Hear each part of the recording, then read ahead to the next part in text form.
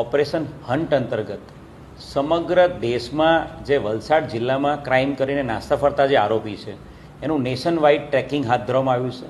મે અને જૂન મહિનાના મળીને કુલ 60 જેટલા આરોપી નાસ્તા ફરતા પકડી પાડવામાં આવ્યા છે। એની અંદર ઘણા બધા આરોપી 30 વર્ષ જૂના લૂંટ, ધાડ, મર્ડર, અટેમ્પ્ટ ટુ મર્ડરના આરોપીઓ પકડવામાં આવ્યા છે। અને એ જે ઓપરેશન હન્ટ અંતર્ગત એક ખૂબ મોટી સફળતા વલસાડ સિટી પોલીસ સ્ટેશનની ટીમને મળી છે।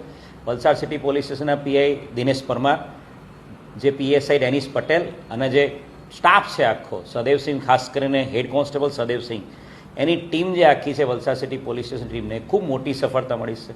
37 વર્ષથી નાસ્તો ફરતો એક આરોપી ચંદ્રભાનસિંહ રણવિજયસિંહ ચૌહાણ, જે આર્મ્સ એક્ટ અને સાથે સાથે ટાડા એક્ટનો આરોપી છે।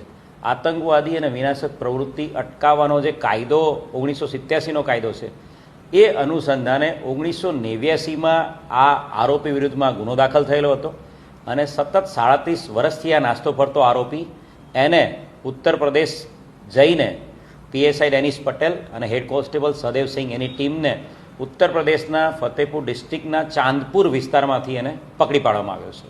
આરોપીએ કઈ રીતે શું કરેલું? આ બનાવની જો હકીકત કહીએ તો 1989માં વલસાડ સિટીમાં એક ઘરફોડ ચોરીના ગુનામાં એક મુન્નીલાલ અયોધ્યા પ્રસાદ આરોપીની ધરપકડ કરવામાં આવી હતી।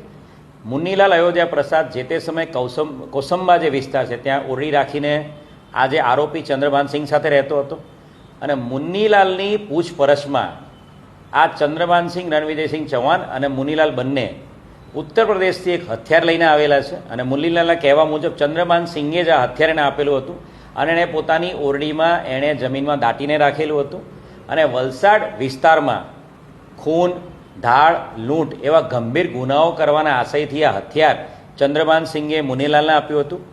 હથિયાર મુન્નીલાલની ઓરડીમાંથી કબજે કરવામાં આવ્યું હતું અને આ અનુસંધાને આર્મ્સ એક્ટ અને ટાડા એક્ટ મુજબ આ આરોપી વિરુદ્ધમાં ગુનો દાખલ કરવામાં આવ્યો હતો। જે તે સમયે મુન્નીલાલની ધરપકડ કરવામાં આવી હતી, પરંતુ આરોપી ચંદ્રભાનસિંહ રણવિજયસિંહ ચૌહાણ એ ત્યારથી 1989થી આજ દિન સુધી નાસ્તો ફરતો હતો।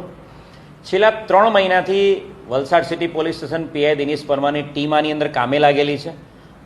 ઉત્તર પ્રદેશના જે ચાંદપુર વિસ્તાર છે ત્યાં જઈને તપાસ કરતાં એવી હકીકત મળી હતી કે રણવિજયસિંહ ચૌહાણની 4 દીકરીઓ છે અને એમાં એક દીકરી કાનપુર, એક દીકરી ફતેપુર, એક દીકરી કલ્યાણપુર અને એક દીકરી ઉરઈ, એમ અલગ અલગ જિલ્લાઓમાં રહે છે।